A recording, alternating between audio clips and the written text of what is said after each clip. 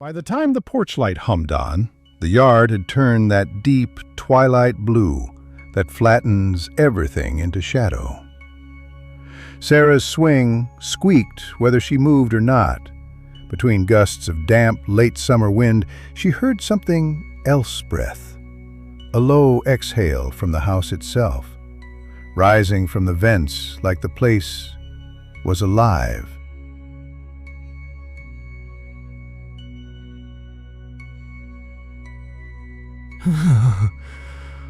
"5 more minutes," Sarah told herself, rubbing her arms against the cool. The trees along the fence clicked together like teeth. She kept glancing at the dark rectangle of the basement window, well black as a mouth. When the feeling that she wasn't alone finally settled into her bones, heavy and certain, Sarah scooped herself up and went inside. The door's deadbolt sounded too loud, like an announcement. Upstairs, she went to her room. She elbowed the covers into a nest and was out instantly, a small warm weight in a world grown colder.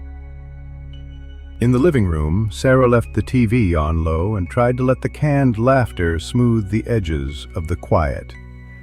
The house answered with its own sounds, the hot water ticking through pipes, the old furnace giving a muted clank, something shifting deep below.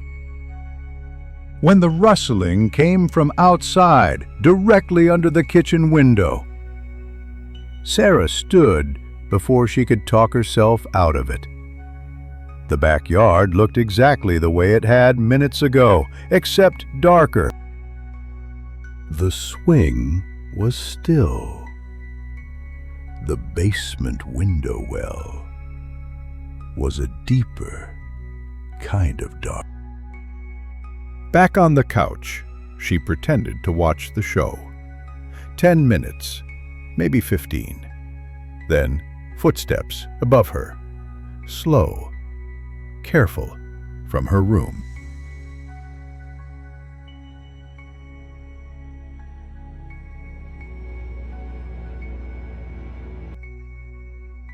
Her door stood cracked, the slice of streetlight from the window cutting across the floor. She pushed it open with her fingertips. Sarah slept. Her breath was a soft, steady tide. In the corner, the darkness wasn't just darkness, it had angles.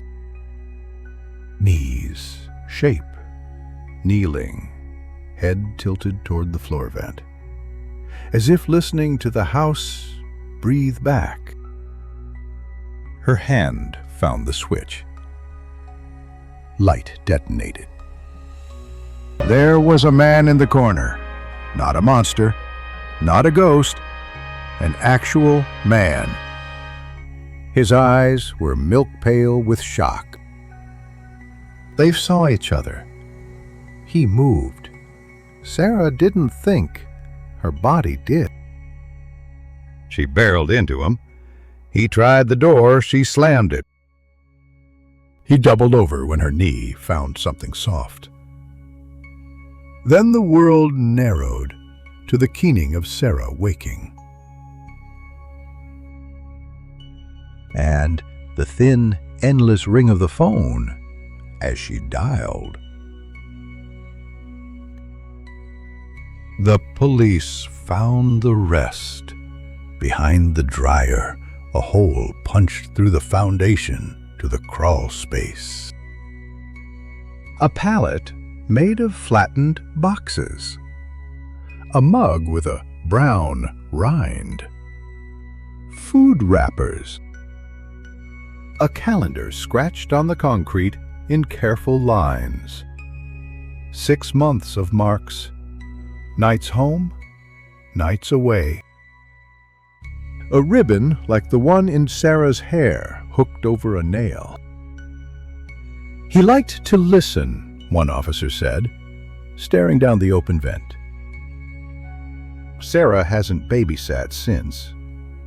But some nights, when the AC kicks on and the vent lifts its cool breath to her face.